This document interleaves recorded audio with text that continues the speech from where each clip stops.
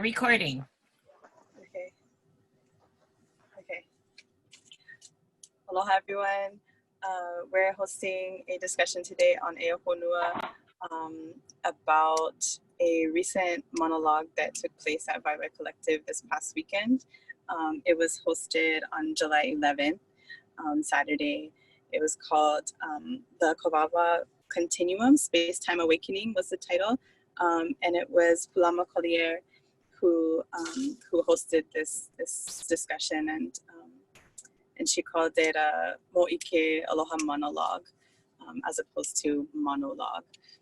So we're here to kind of debrief our experience with that and what we took away from that, and how we're going to be kind of using this in our own personal lives and collectively down the road. So I'm Malia, and my co-host today is my teacher, Aʻiaʻi Bello, and all of our teachers on this call. And maybe we can go around and introduce ourselves. And we'll start. Yeah. Thank you, Emily. Aloha mai kākou. Yes, you know, we gave some feedback at the event, but I think that because of the nature of the subject, it takes a little while. It's so deep. It took a little while to sink in. So that's why I suggested this panel that we revisit. And, you know, as we're able to do that, and I want to share also the results we get today with Pūlama, because I think that she would be interested in seeing how she impacted us. But I'm Aʻiaʻi, and, you know, Emily and I, we've done other things, so undoubtedly you'll see us again. But very happy to be here with you ladies and to have been there. So, Summer, you want to? Aloha, I'm Summer Yadao. I am a mother of 3 and a social worker. Just graduated my BSW. Yeah. Oh my God. Yes, mahalo. I wanted to go to this talk because anything having to do with things other than what is happening right now, and that is going to help us spiritually, I want to get information about. So thank you. Mahalo, Summer. Aloha mai kākou. I'm Malia Mahi from Waiwai, Oahu. I am also a single mother of 1. I am a flight attendant, currently on furlough. I also recently finished pilot school. Mahalo. I wanted to attend this monologue pretty much for the same reasons as Summer, to get my mind off of everything that's going on, to kind of reset and rebalance, and e ho'i ka piko, go back to my roots. And so this was a great opportunity and a good start to resetting. So Emily, why did you want to be there? Because I wanted to be there because anything that Manu Meyer puts on is really good. And I've heard Pūlama speak before, and I was just, you know, that was my venture out of isolation from COVID. That was the very first time, and I'm so glad I went. But what brought you there? What was the inspiration for you to go there? So I don't think I had heard of, I don't think I may have and just didn't remember meeting her before, but I know Manu Meyer. And yeah, so I mean, I wouldn't have even known because I didn't see my email at the time, but I wouldn't have even known if I didn't get the text message about it a few days earlier. And I pretty much anything having to do with space-time and like anything that like seems starry to me, I'm there. Different. I'm still like I'm determined to be an astrophysicist before I die. So anything related to that kind of brings a holistic approach to our personal relationship to like time and space. Like I'm there for that. So this was really, it was I think also maybe one of my first times actually like going out to meet with people in that kind of setting. So yeah. God, I went. Yeah. Okay. So for the people who are listening that weren't there, maybe we can just start by saying, what was our aha moment, or what just stands out in your mind about the little monologue that we went to. And so also for the for people who were not there and who are watching, that I'll post the flyer, the description in the flyer, because I'll admit, even when I read it, I didn't really know what it was talking about. But now after having gone, it makes sense to me. So maybe I'll read the description of it, just so people have on the recording. So Pūlama describes it as the Kāwā Continuum is a new, like NEW new, but also KNEW new, schemata to identify Hawaii's depth and breadth of culture and time space through the regrouping of Hawaiian history, according to Ko Hawaii Makai Maoli Kanaka wisdom from then until now. So that was that was a big description, and I was confused at the time about what exactly that meant. But she's basically, it was a presenting of this way of looking at history from the perspective of what was the knowledge base, the way that people related to knowledge creation, tapping into knowledge systems, like from the beginning of the journey from Tahiti to Hawaii until now. Yeah. Well, for me, I kind of had some idea, but not of the details, but more knowing that it was something that was going to help me to continue to develop my the cultural lens that I feel that I needed to develop in order to look as a Kanaka Maoli, to look at our history through our eyes, even through our language. For me, the language is a biggie. And I found it really interesting to see how she combined the two by the word Manalogue. Yeah. And because we all know mana and we all know the word monologue. And so, but to give it that twist, because we've all been victims. No, we've all been educated in Western systems as well. And when we look at the I think the wa mo'i, the o mo'i, that is the epitome of Hawaii, but from a Western point of view, we were, quote, literate in 2 languages, but by Western terms of reading and writing, whereas from Hawaiian centric things, I would think it would be more like, are we versed in our pule and our place names and olelo noeau and those kind of things, yeah, as far as what literacy is. So I thought that was really interesting. But of course, she just blew my mind with her Ike Papa Kolu, and that's right up my alley. So that's what really stood out in my mind, And as somebody who teaches Oli and who does readings and who channels and who really digs into the esoteric stuff, the Ike Papa Kolu, that was my little thing that stood out in my mind.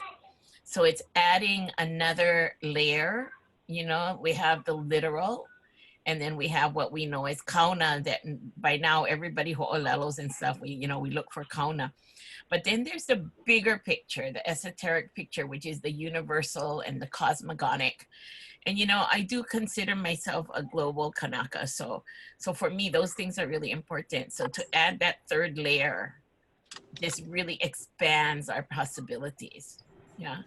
So what about you, Malia? What stood out in your mind? For me, the entire monologue was an aha moment, for real. It was just jaw-dropping to witness all the time and the research that must have gone into this project and how very well it was all put together. Like, for me, it was new, all new to me. With the K or without the K? With both the K and without the K. Yeah, that was awesome. Yeah. Okay, Summer, I know you're just dying to tell us what stood out in your mind. So I have that, just the monologue that was shared, and seeing the progression and development of the collective mindset and the agreed upon values throughout the time, and then that Aloha ran through all of them. And like how you said, she has like the religion and the worldview, the practices, oli mo'olelo, all of that. That was just amazing to me. And then I have that each time had its like light and dark moments, and that we have to learn through the dark points and grow through those. Yeah, I think that's our pull, right? It's, you know, the Western world kind of looks at dark as negative, bad, and devil, evil. And yet for us, we find refuge in the pole. That's our place of rest. That's our place of growth. That's our place to go back to. It's the one sure thing. I think it's even more sure than the owl. What do you think, Emily? If the pole is more sure than the owl. I think so. I think that's accurate, because everything is generated from pole, and I feel like it's an interesting thing that in some ways I think maybe we're focusing a little bit more on pole in a COVID context now than maybe we may have ever been, and interesting that focus on pole right now in the global pandemic and everything that it's changing is also coinciding with this maybe extra upheaval of like the Black Lives Matter movement in North America in general. And like we're literally collective at a social level, at a political level, at a spiritual level, like we're reassessing what is our relationship to Blackness. Like how do we value Blackness? How do we value the darkness? How do we value pole? And how do we shift our perspective into seeing like the value of that and the potentiality in all of that, and what it is that we're trying to create through that. So that's on that particular note, that was what I was thinking. Yeah, but you know that is so true, because you know when you think of po in Hawaiian, you have the word po ele ele, right? And then we get that concept of black as opposed to white. And I think, you know, that duality, like my understanding is, you know, it's the wākea, right? We have the dualities and the binary all for human existence. But when we try to go before that, but Emily, since, you know, your station is called HONUA, they had mentioned Ea and defined it. Why don't we look at Ea as freedom and not sovereignty? So what are your thoughts about that? So Monomaya brought that up when she was kind of doing a little bit of an intro to the discussion, and I thought that was interesting. Like I forget in what context she brought up Ea in general, but the idea that like freedom, like Ea being like not just sovereignty, but also just your breath, that Ea is freedom. Again, I can't help but like think of those correlations between like Black Lives Matter movement and like I can't breathe. Like why are so many Black people being suffocated to death? And like how our freedom is tied up in our ability to really to just like, I don't know how to say that, like there's our ability to take in life just through the breath is so connected to our ability to respond in a good way, in a grounded way, in a centered way, in an aligned way, to all the messiness of human life. And I just see, like, you know, in previous discussions that we were having about how one of the most important things that we can do in times of crisis and uncertainty is to pause and breathe, and that we can basically renew ourselves in that pause, in that breath. And so I just keep thinking of how, like, if Ea is our breath, is our sovereignty, is our integrity, like taking those moments to pause and be with that, like be in that vibration moment to moment is huge. And that's how we're gonna get free, is by being really intentional about how seriously we take that practice, and how seriously we use that to basically build the qualities that we want in ourselves and qualities that we want in our, you know, in the world around us. Yeah, so what do you guys think about freedom and sovereignty? See, to me, to be sovereign brings freedom, but I think it's going to come down to how we define, you know, all these terminology. That's the thing. We're going to, you know, I don't want to get stuck on terminology. So everybody's going to have their own little input thing. Like for me, you're sovereign when you know who you are and you assume you awamo all those consequences of any decision that you make. And you know, you can look at freedom in a lot of ways, but ultimately when you're sovereign and you look at that, you're free to do anything. It doesn't mean that there aren't consequences, but you have that freedom to decide. That's what I see freedom as. That's what I see AI as, you know. So what about you guys? Malia, Summer, any thoughts? I think you both explained it very well. I see AI as freedom and independence, life and breath, and just like Ha that just continues on, just to be free. Same thing. Mm. Sometimes I think we're freeing ourselves from ourselves. You know, we're freeing ourselves from that emotion. Because, you know, when we get really emotional, right, what do you do? I tell everybody, breathe and drink water. And so the Ha has become ever more important to me in understanding what happens when we actually breathe. Because when we breathe, we align ourselves with the universe. And so like when we, you know, a lot of times people, when they're in crisis, they actually hold their breath. And I'm one of them. I hold my breath and I bite my tongue. And then, so when you start breathing again, but you know, Summer, you've done a lot of births and you're studying midwifery. So where does the Ha or the breathing come in there? Everywhere. That's like, yeah, just like you said, it aligns you with the universe, and that's what you need to bring the baby in. I mean, you're bringing spirit from spirit world to form, so it's like, yeah, it's everything. Because if the woman is like hyperventilating, breathing, it's going to be hard, it's going to be longer. If you take that long, nice, cleansing breath, and you're focusing and you're centering, just like Emily said, it does everything. I mean, that's everything. I was thinking too about like when we consider what is sovereignty and freedom in general, like responsibility isn't necessarily forefront in our mind. Like there's not this kind of unhampered, like, okay, well, I can do whatever I want, I make any choices I want, and who, you know, consequences exist, but like pretty much I just do whatever I like. And that's been the problem, I think. Yeah, which is a problem. It's not like this unfettered. I think like that's the like American exceptionalism kind of distortion of what is freedom. And I can't remember who I was listening. I think his last name was Moten. He came to UH a couple years ago to talk about the concept of in-sovereignty.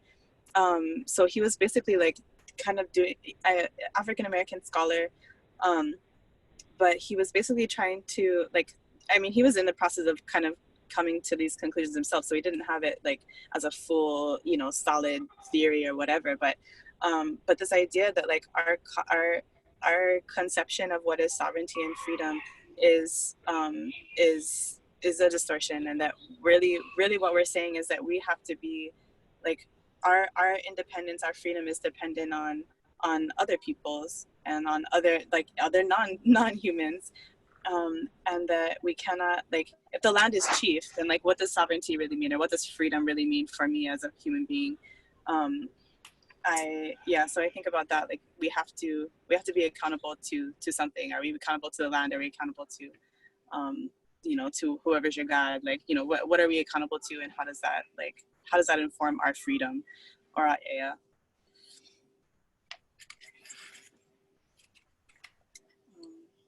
Yeah, well, that's why, you know, like, it's like, I think that, you know, it's that balancing of us seeing ourselves as an individual and moving forward as an individual, but understanding that we only move forward when everybody moves forward, because we are, no matter what, we are part of the collective. We are part of the one. And so for just one of us to race ahead of the pack doesn't make any sense at all, because virtually you might think you're ahead, but you're only going, you know, Clay Bertelman, when we used to do water tests, we used to take our kids to get on Makali'i. And, you know, everybody water test, right? Go on Hokulea, go on this. It was a high school program, you know. And so normally when we would water test, the kids jump in, they do their, 500 meters, and then they tread water for half an hour or whatever, you know. But Uncle Clay said, you have to go together. So we would swim around the harbor at Kauai High together. And he told us, you can only go as fast as the slowest swimmer, because we're all in this together. So no matter how good a swimmer you are and how poor a swimmer the other person might be, you don't just take off on your own, because we still have to move as a collective. And I think that's something that Pūlama highlighted too, you know, that as we bring forth our mana and share our mana, it impacts all those people around us. And that's one of the reasons I wanted to do this panel too, because I think that the more people that are impacted, even if indirectly through the information that was shared, then we're bringing everybody forward. And so I think that that's so important. And I think we have so many examples in recent times, like up on the Mauna, of people sharing, of doing collective prayer, like what we did in the month of May for COVID. You know, Kale Nuhiwa is doing that every morning for the last 4 months. And now she has her app out there. Kanainai together, I'm just giving her a plug. You can find it on Facebook. But I think that understanding that we really do need each other, that allows us to embrace a lot more. And it's taking away from the Western concept of individualism, where you succeed and you stand alone. You know, ours is, you can be an individual, but within the collective, and you're really helping the collective move forward as an individual, not just you by yourself. Yeah. So as one, so I'm looking at our list of questions so we don't miss anything. So I'm wondering, what is it that, like, how? So we haven't exactly, and I'll post this too. So this was the handout that was given to us, that actually just outlined most of what was in the PowerPoint that Pūlama created. But in terms of like how we're, you know, because a lot of stuff seems kind of like esoteric and like a little bit kind of in the air, but one of the, I mean, part of the purpose of the monologue, like for Pūlama, I think, was to get some practical feedback about how this could be applied to people's everyday life. So what does it mean? Like, oh, it's nice to have like this, you know, I mean, this in and of itself is incredible, because what she did was she basically outlined these 5 epochs. Yeah. You want to just read through it? I think it's important that, you know.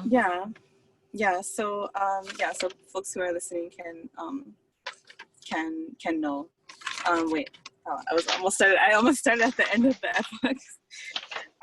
Okay.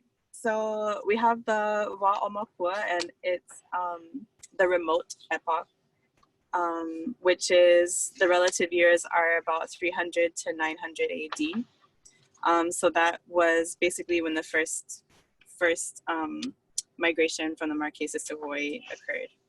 And then from 900 to 1810 is the Wa'oli'i, which is the classical epoch, when the chiefdoms were created. And I should add too, so part of why she was, why Ike was so important to, like, knowledge systems in general were important to this particular talk, is because in that first epoch, the primary knowledge system was Ike Waiwai, which is knowledge through meaning.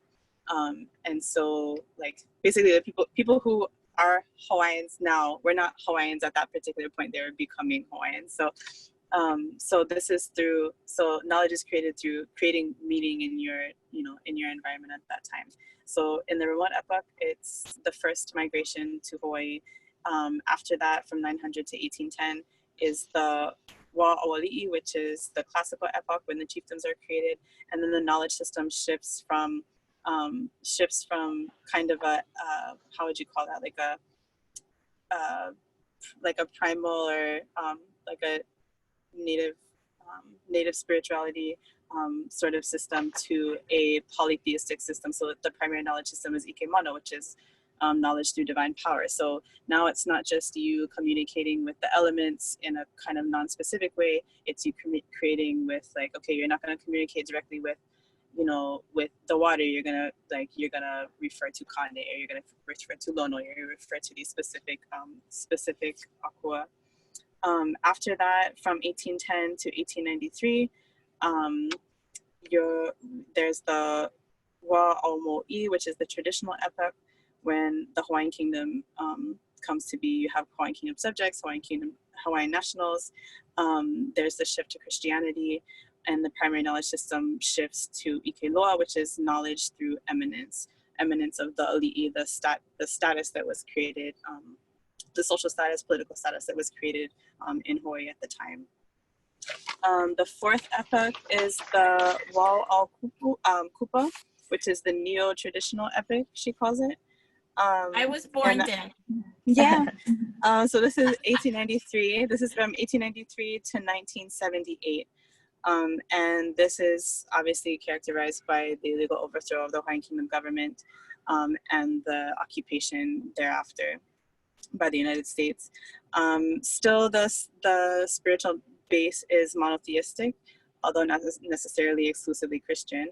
And the knowledge system is Ike Pa'a, which is knowledge through restraint. And following this epoch is where we are now, which is the Wā Au Pula Pula, which is the new old way, she calls it. So it's NOW, like the now epoch, but as an acronym, the new old way, because we think we're making stuff new, but it's still old. So yeah, from 1978 to the present, where there's basically renationalization is occurring, the Hawaiian Renaissance is occurring, cultural renaissance is occurring, the spiritual base is a little bit more pantheistic, and the knowledge system is about Ike Pono, so knowledge through spiritual balance and truth. And I'll just say too that, like, so she's describing in this talk, she's describing these 5 epochs as a way to kind of categorize the major shifts that are happening from the first migration into now. And I'm sure this stood out for you guys too, like that, like in the beginning, she was describing, the thing that she was about to share with us is not something that she just read in some book and that, and she's just kind of repackaging it for us.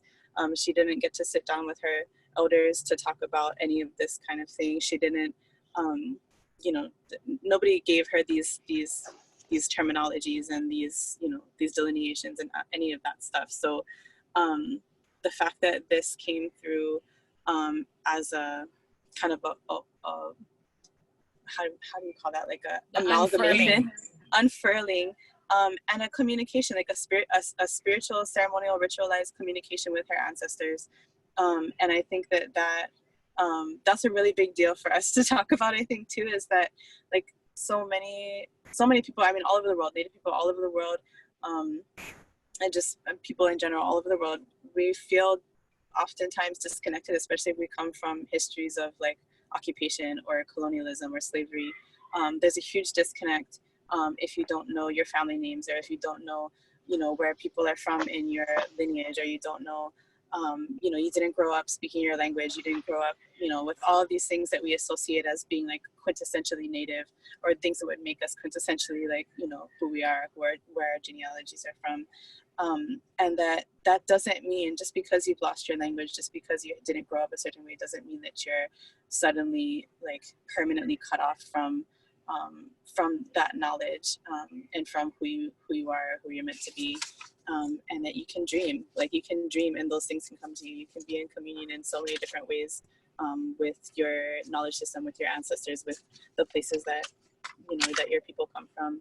And you can create something as cool as this that's helping people, and it has meaning and it has purpose, and it gives life to people. Yeah, I think that, if you remember that before this time, which is the Wa o Pula Pula, it was the Okupa when I said I was born then. And when she analyzed the knowledge system, and it's knowledge through restraint. So it's all of that restraint that has brought this disconnect there. And I think what's happening all over the world is and to all people is, as we seek for the truth, we have to deepen our spirituality in order to find that. And as we turn back, in time, we begin to understand that, wow, what I get is, and for me, this was very empowering. It was so empowering, Pūlama, because even though I kind of had got to that point where I totally trust, because I channel so much, right? And it's like, no, I don't have any degree in Hawaiian anything. I have 2 degrees in Spanish. I don't have a person, a physical body that I can name that's my mentor, and that's the lineage that the knowledge that and the things that I say come from, So there was a point in my life where I was very hesitant, and I always felt like, okay, I couldn't compete with them. I couldn't whatever, but I don't feel like that anymore.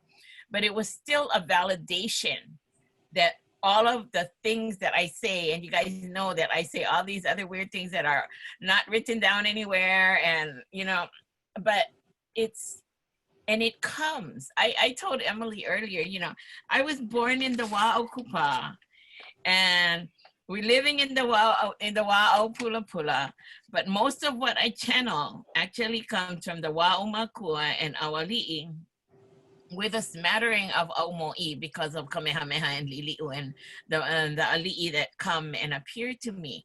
So, when you span that much and you're talking and like, everything. Like, somebody just called me the other day and said, I knew I would feel better after talking to you because you're so sure of yourself. And I just laughed because it's like, oh yeah, I'm sure. But I've learned to speak confidently about the things. And one of the first things that I learned was, don't think.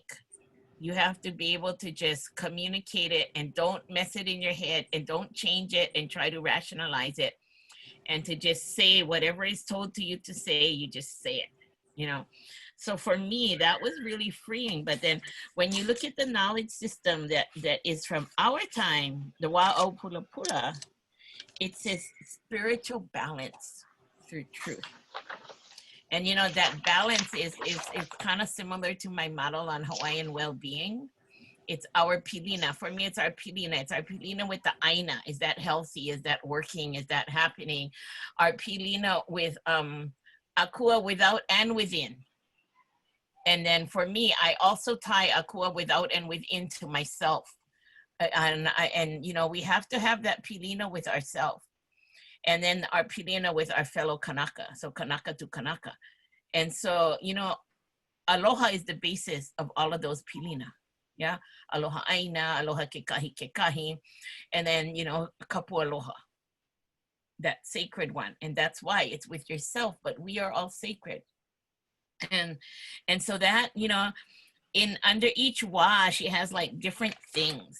And so for me, I always, the first thing I looked at in all of them was the spiritual base, and then the knowledge system, But what is really interesting too is the Kanaka interface, because it kind of gives us like this history of what we as Kanaka were experiencing at each of those wa. And not the wa aren't all the same length of times or anything, but it's chunked into what was happening historically to be able to kind of reach this way of categorizing it to understand it better, you know. And I mean, like everything else, it's probably not absolute, you know, either the time or the thing, because there's always an overlap. But you know, I think that's why this is so brilliant, because it covers it, you know. And Kāwā Continuum, space-time awakening, you know, and that awakening is awakening something inside of us, not outside of us. At least I think it's the internal, you know. And again, the po, you know, Maika po mai, like the Aʻiaʻi po kano. They were the ones that their lineage went right back to po. So Yeah, so how, Summer and Malia, if you want to jump in. I know it's like we're kind of, seems like we're going all over because it includes everything. But I just yeah, I'm wondering how you guys feel about how that applies, like in a practical sense, right? Like, I mean, because you guys are in different types of work too. So yeah, how do you guys feel?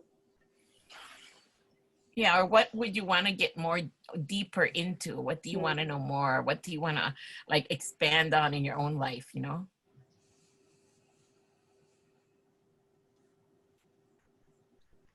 Go ahead, Summer. Oh, okay. So I wanted to expand again deeper into the esoteric, the elusive and contextual understanding. I'm still learning that. And then, yeah, the thing that always stands out to me in like this circle and then like other things that I've been in is like everything is about looking in right now. Like you have to bring your best self forward right now. Like that's how we're gonna get through this, because you have to. But you have to do inside first. You have to do you first, because you're not gonna be able to do anything for anybody else if you're not good. And we've been trying to do that. I got it, and run around and do everything and make ourselves crazy, and then the whole world's crazy now because we're all trying to do that same thing. So we're all crazy. Right. It's that multitasking. Looks crazy because we are. Yeah, but that's why I think the individual thing, you know, to really, it is about individualism, and it is about our efforts and our kuleana to go and to delve more, in order to bring the collective forward, you know. But I think in the past, individualism wasn't necessarily to bring the collective forward. It was just to make the individual stand out. So yeah, Malia, what part do you think is like is the most relevant to your life that you can see like on a daily basis, or that, you know, you guys are so much younger than me, that you have seen in your lifetime, or that you've seen a change to? Because you've done so many things. I mean, you know, you're a single mom too, and you know, you work the airlines, you work globally, so you have a different experience than people who have only lived in Hawaii. Well, I think the way she defined this history, like the history helps us explain how the systems were put in place in the past and how we relate to them, like in the present, like all over the world. It improves our vision and what's happening everywhere. And our everyday life that we live in now is living history. Like we're living history right now, you know, with everything going on. What did you think about the part where she was saying about, you know, the black spots and being able to be okay with them? Do you think that's really important in our personal healing? Oh, definitely. Everything that happens in our life, I feel it's meant to be. Even the dark times, the black spots, the good times. I mean, we have to come through them all. Like we have to find a way to get through it all. And we can get through it. Like right now we're living in a dark time, but we'll find our way through it, and there's a light at the end, you know. And like not have shame about it too. I think that was like a big part, is that like we want to pretend like we didn't have struggles, or like, I was gonna swear, mess ups or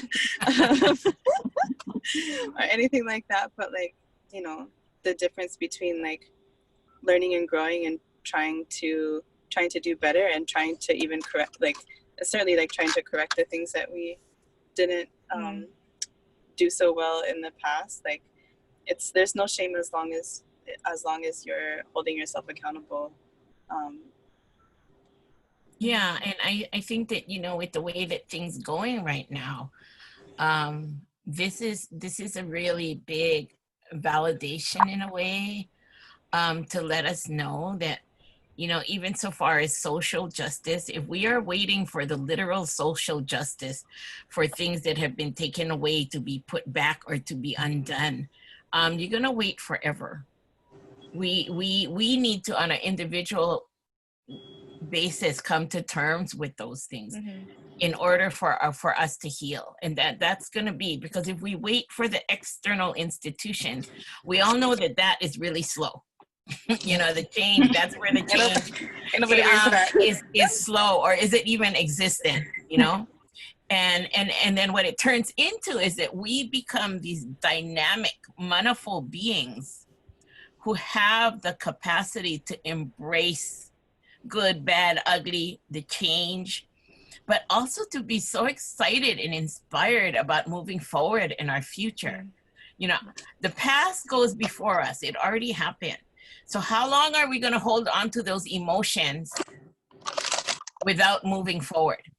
You know, we can demand retribution from an institution or a society, but what is the reality of that happening? From an external perspective, right? And yet, if on an internal level, we are able to embrace it, overcome it, deal with it, and it comes down to, can we take that next step forward? And to me, that's where the real healing takes place, you know, where we can take that step forward, knowing that the past goes before us. And as we change our mindset, maybe we won't have to feel that lack. When we become more complete, we realize that there's abundance in the universe and we don't have to feel the lack. The lack was part of the restraint that happened in the Wa'aukupa, you know?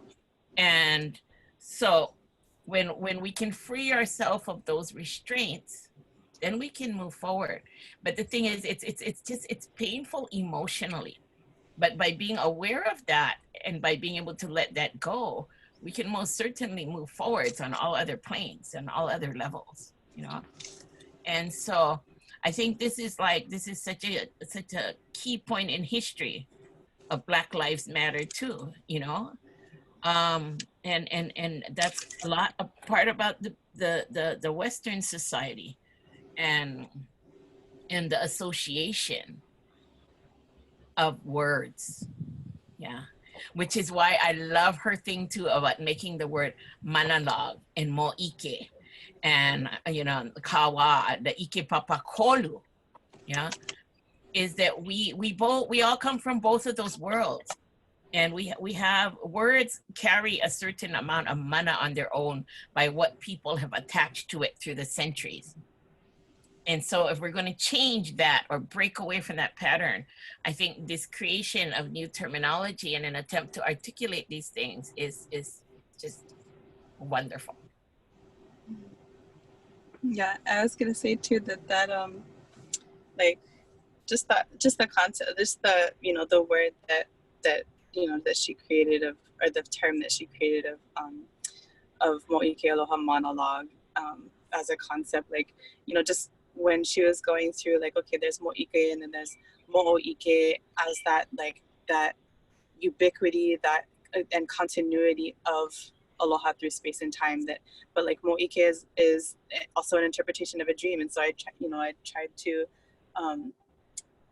like express, you know, when we're doing our feedback at the end of the talk on Saturday, that, like, again, like I can't help but associate, like, you know, here we are trying to have this like sharing around history and knowledge systems, and where, just to assess where we are in the present and where we actually want to go. And like Mo'ike as an interpretation of a dream, I'm like, oh, like it's like Martin Luther King, like I have a dream, and like how are we how are we embodying like the dreams and prayers and wishes of our ancestors in this moment? How are we bringing those dreams that we have and that they have like to fruition? How are we building that continuity in real time? And I just love that. And the part that Manu shared at the beginning really struck me too, where she was like, this is like we're being called to really move with intentionality in this moment, and like with like strong conviction and intention brings all of that potentiality, brings all of that, all that wholeness that we need so much right now. And she's like, this is our time to express the truth, and our personal truth at all times, speak it from the depths and the deepest depths of where you are, and stay there and be clear and be clear and be clear. I love that she says it 3 times, be clear. And then to go into this, this framework of like these 5 epochs that bring clarity to how, like, depending on where you were like conditioned by history, like in these different law, like that brings clarity. And how do we speak truth to the fact that there was no annexation? How do we bring like what does these truths of history like tell us about our present moment, and how we can like, what is the best way, the most how do you say that, integral, and how do we respond integral way to speak truth and to create the thing that we want? How, like, because we cannot have healing without truth, right? So there's no reconciliation without the truth first. So the truth and justice first, I would say. So I love how all those things are connected. And for me personally, like if I were trying to kind of give my takeaway of like how I wanted to apply that to my personal life or my personal work, is just sitting with that idea of how are we being so clear and so integral about the truth that we're speaking, and where we're sourcing that from. Like, are we sourcing it from ego? Are we sourcing that from hurt? Or are we sourcing that from an understanding and alignment? Like, this is what my ancestors said to me right now, and this is what history tells me, and that's not gonna work, and that's not gonna work, but this will, kind of thing. That's where I'm coming from. Yeah, well, that's the daily, what you just said are the daily decolonization questions, right? Where is this coming from? Is it coming from ego? And you know what? Do you really listen when your ancestors talk to you? Or do you only listen when it's easy? I was taught a long time ago, you always take the high road, you always do the hard stuff, and you do what they tell you to do, and a lot of people say, well, how do you have all those experiences? And honestly, I think it's because I just am obedient to what they ask me to do, even if it seems crazy in the eyes of everybody else. You do it. And there's always the social stigma and that little underlying fear of what are people gonna say. And it's like, but now it's part of my daily routine. Oh yeah, they're gonna think I'm absolutely nuts, but okay, I gotta do this. And how you do it? I think you do it by practice. And you know what? If you miss one time and you don't, then you tell yourself, okay, I'll get it next time. And this is where the self-talk comes in. I think that the self-talk plays such an important role in us being able to make those transitions and the shift in paradigm of how we're thinking, and all of you ladies, like I've known you for different amounts of time, but because you guys are so young, I see the growth. I just see growth all around, and I feel like you guys teach me. I know you guys call me your Kumu, but that's just class. But I never stop learning from you guys, from all of you. And to me, you guys are the generation that are the examples. And when I see kupuna and older people who don't acknowledge the younger people and think, oh, because they don't know, and the kupuna is always right, that's not true. It's really not true, because we're in this together. And if the moment I cannot learn from you, then I'm just gonna stagnate. And that's not good for the whole either, And so we got to push each other. We kind of got to push each other, encourage each other, pull each other, sometimes drag each other, you know, and yeah. And to me, that's the camaraderie that I found in doing the women's circles, you know, multi-age groups of women who gather. And then now my guides tell me I got to go include the men too. It's like, oh my goodness. So do you guys have like, I mean, I know we've been like taking notes and stuff for the last couple of days, but yeah, like things that you wanted to either learn more about or leave or comment specifically for Pūlama about, you know, things that we might want to do in the future, or ask for her to, you know, for her to facilitate with us in the future. Just any kind of, you know, final thoughts or things that really stuck out for you that you want to make sure to talk about before we close. Something you thought about after we left, you know, it's like, oh, I missed the chance to say that. I wanted to say that, or thinking about that. Or just how you're vibing right now. Right now, like for me, I was born in 1978, right? And it's so a key year. Yeah. And that knowledge to restraint, what you explained about, like, you know something or you're practicing something and somebody comes along and beats you and says, no, you're wrong. And then you're like, oh, okay, I'm wrong. You know, so it's okay that I do this other thing that I know in my being that is not true or not right for me. And then, yeah, just doing that because that's what you're told to do by this other entity. That was like a big takeaway for me, because that's how I feel like I've been most of my life. Yeah, but you know, that point allows us to let go of guilt. It allows us to let go of the guilt.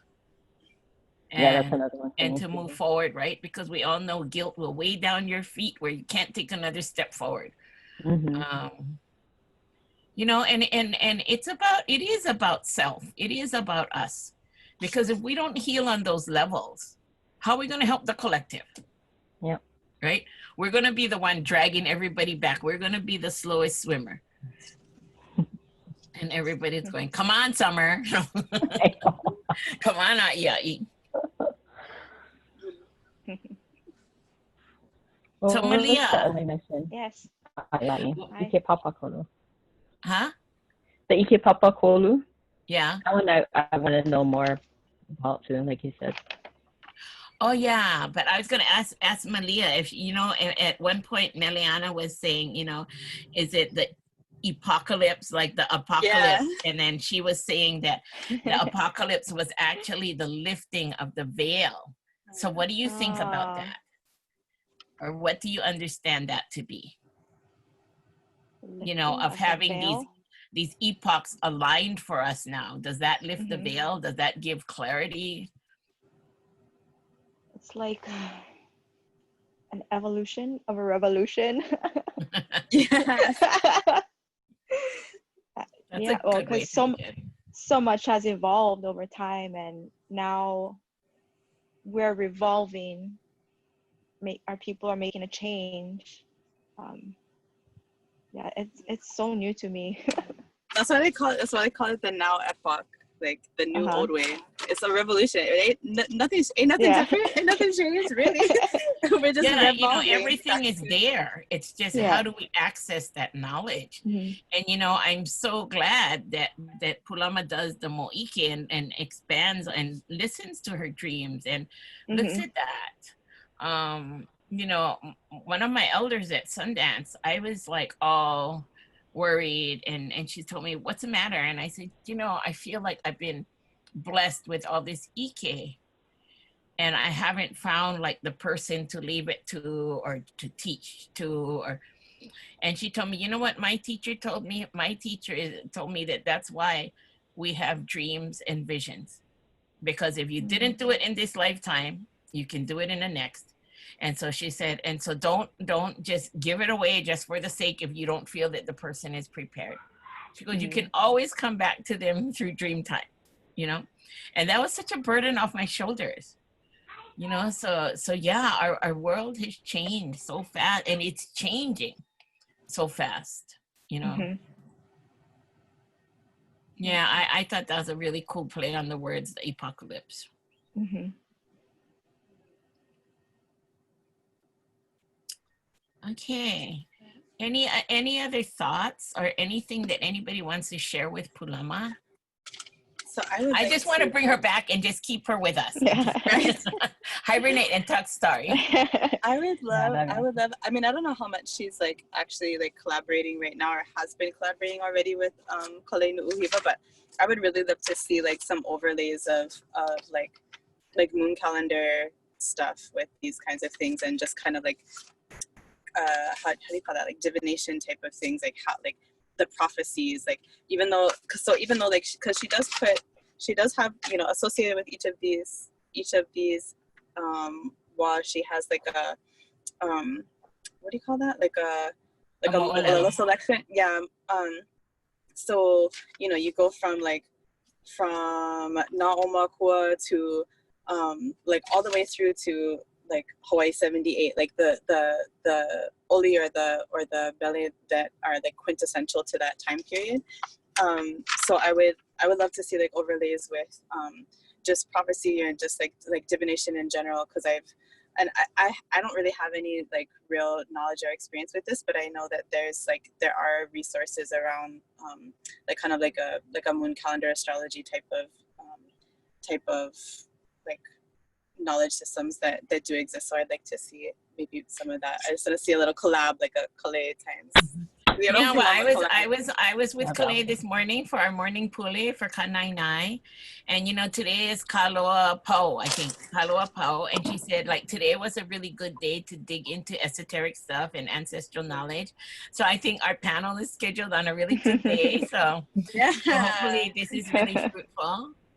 But yeah, I you know, I'm my mind is going crazy doing the cross section between all the stuff that I go and tell other people. But for me, it just to have, mine is just like all floating around in there. It's not organized. And so I'm so grateful that she's given me a way of looking at our history as Hawaiian people from the moment we began to differentiate from being the Polynesian to the Hawaiian, until modern times, because it's a totally different reference point. And now I have a reference point, you know, to go back to. If not, it's just kind of like all in my head as Hawaiian history, right? Hawaiian history. I mean, even when it's taught in college level, it's not taught through these wa. Can you imagine if you had a separate class on each wa, you know? And I love the Mo'olelo selection too, you know? Because you know she brought out a lot of stuff, because you know 78, and then you know she taught Kaiapuni, and there are just, you know, during that time of the Hawaiian Renaissance, Hokulea, and then Kula and Hula and some more Hula, which brought back our oli and our language, you know, throughout that time. And then the first 20 years of Hawaiian immersion, I mean, the changes were like massive, you know, and on so many levels. And so, you know, even though everything works together as one, you know, to be able to try to look at it and understand it by dividing it into a primary spiritual base and social infrastructure, Kanaka infrastructure, I think it's really good, because it gives us a more complete understanding. Because like maybe I'm only a hula person and I just see this side more, you know, and in my life, I don't delve into politics, so I don't want to know anything about the politics side. You know, for me, Emily she's my balance, because I just kind of, I create just a lot of stuff from that time period. It's like, you know, and I think it's because of that concept, that understanding of restraint, but also because of basically what I channel and what I've gone back to comes from the Auaumaku and the other one, the Auali'i. And so it's kind of like, okay, so this gives me a more complete understanding, to myself, to my world, to my universe, you know, and I consider myself complete as a woman. So, yeah. I feel that balance. Like that's why I love our class, our little papa, and just like And our conversations that go yeah. on to 11 o'clock at night. Oh my goodness. We're trying not to have one of those conversations today as far as the video goes. But yeah, that's part of what I appreciate is like, you know, finding people like, you know, for me it's like it's people like you, who like just, you guys just like provide so much balance. Like Malia, you're so action, you're so like, you know, you're all over, you work harder than probably anybody I know, but you're always like down for the adventures, and I feel like that joyfulness is also something that I love having that reminder. Like just even if it's COVID and I haven't seen you in like 3 months, 5 months, you know, it's like I appreciate that so much. And like, because you're always so positive, Malia. To me, you're just such an example of being positive. Oh, mahalo. You know, and always like it's no matter what happened, it's take a deep breath, and you're still gonna move forward. You know. Yeah. And I think that is such an example. That is such a gift that you're giving to Makali'i, to your son, because he will have lived that example. And you know, you too, Summer. It's not like you haven't been through anything, and I've watched you close up go through a lot of things and a lot of change, you know, and I hope that you really are starting to feel that completeness that you are, because you have so much to offer, and that's why you're interested in so many things. I was gonna say, what's your sign? If you don't mind sharing. Yeah, what are you guys' signs? Yeah, I'm a Leo. Oh, you are Leo. Yeah, my moon What month is that? When's your moon? July 24th is my birthday. Oh, it's coming up. Oh, same as my granddaughter. Yeah. So, but where's your moon at? Cancer. Oh. Do you know your rising? Yeah, it's somewhere. Hold on. What about you, Malia? When is your birthday? December 23rd, Capricorn. Capricorn. See, I thought that you were December baby. Yeah. Do you know your moon? Capricorn flying through the sky. Yeah, it's the sea goat. the goat with the fishtail. I keep forgetting that it's actually a sea goat and not just a goat. Emily, what are you? Cool. I'm a Virgo rising Aries, Sagittarius moon. But then I found out a couple months ago that if I do Vedic astrology, my moon is Scorpio. So it all makes sense to me. Either one makes sense. Oh, so you have Aries rising. Mm-hmm. So yeah. So what's in your midheaven? Everything is Kū. Is Capricorn in your midheaven? I forget. Actually, let me look. It's either going to be Capricorn, Aquarius, or Sagittarius.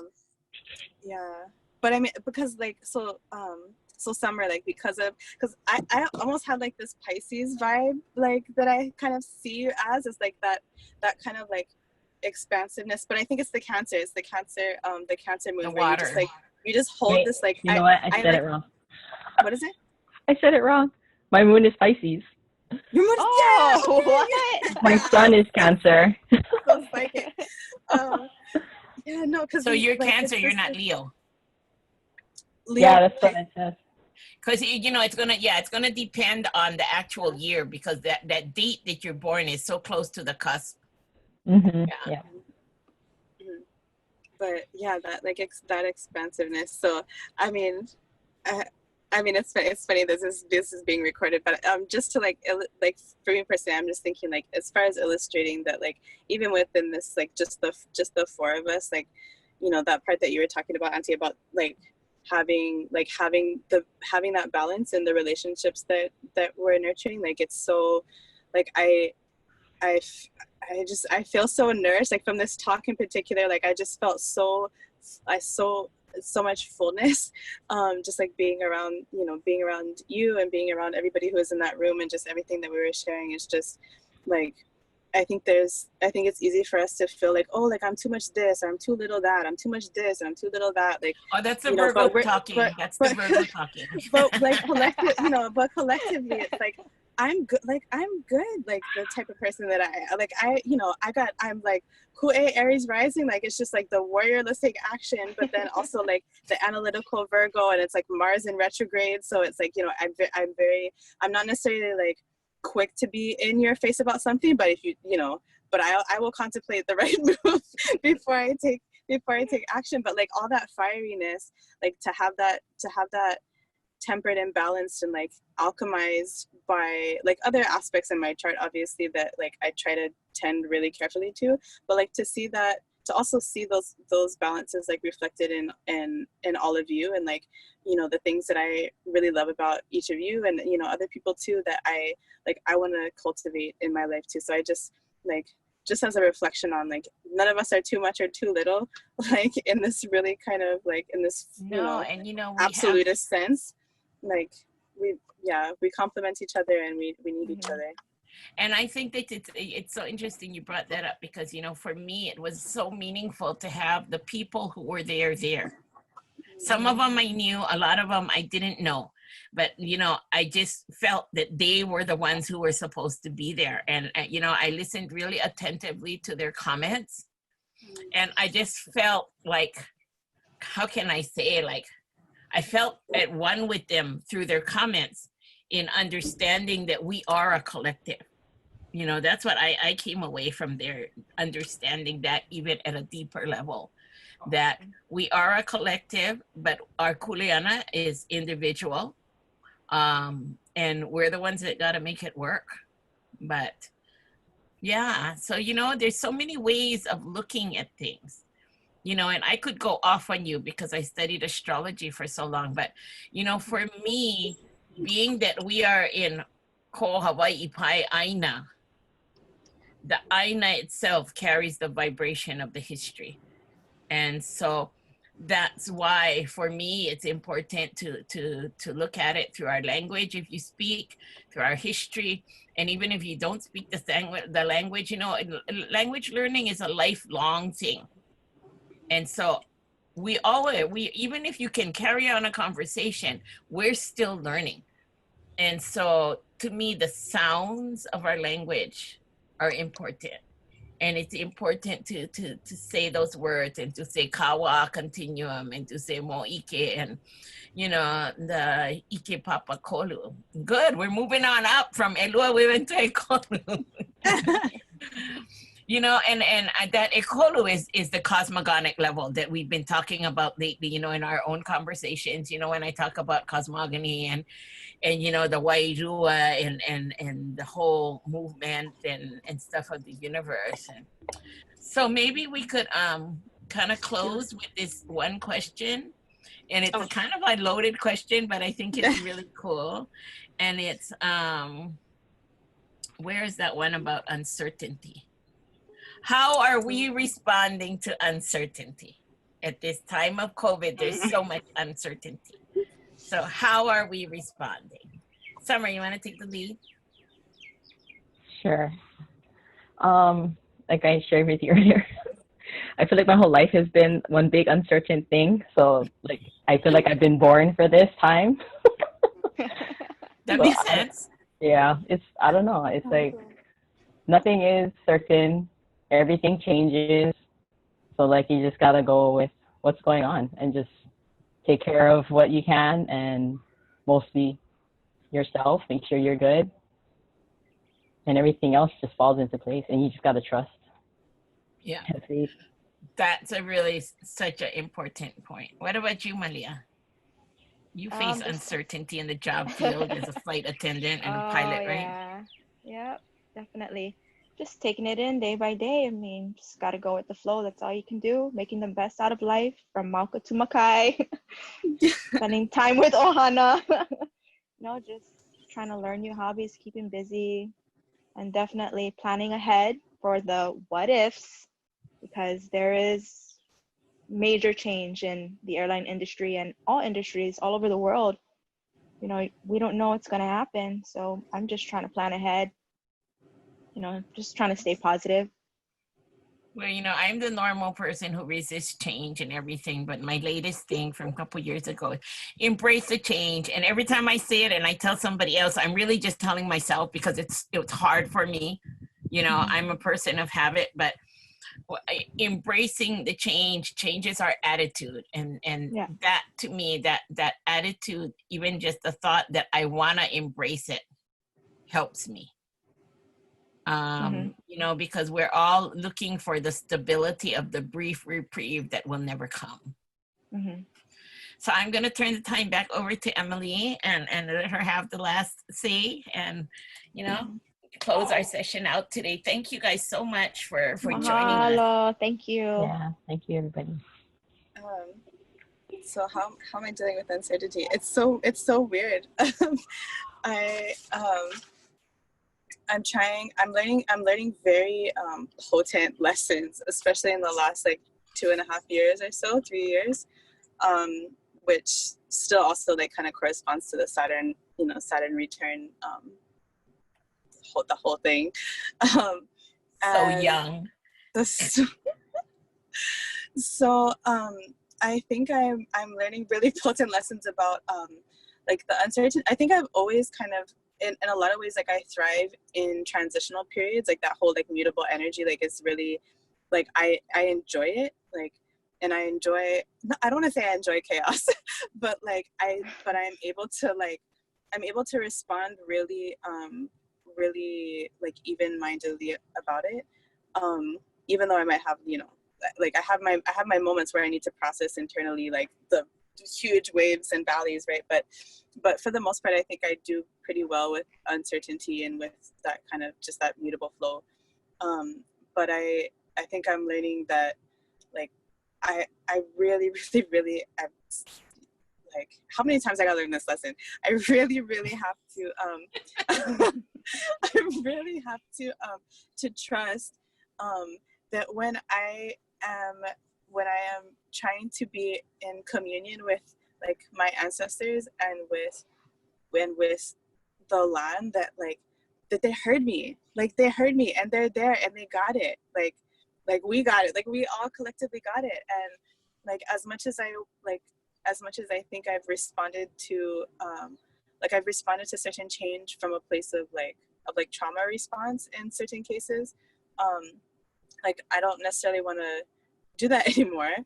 And I can kind of break those patterns. Like this uncertainty is an opportunity to kind of break patterns of thought and belief, which again brings me back to like when I asked, like the thing that I asked for, like they heard it already, they got it. Like am I ready to trust that they have my back, that the universe has my back, that my ancestors have my back, that this Aina has my back, that we have each other, like that we're carrying each other through that. So that's my big lesson for like surviving uncertainty and like moving through it. So then I guess I'm gonna put this on our you know, at the end of our video too, but that ending that Pūlama gave us of Kūkākūkā. So after everybody shared what they had to share in response, just like the kind of little mihis for Pūlama, Kūkākūkā, that was what came up. And so you know, the literal meaning, many torches stand.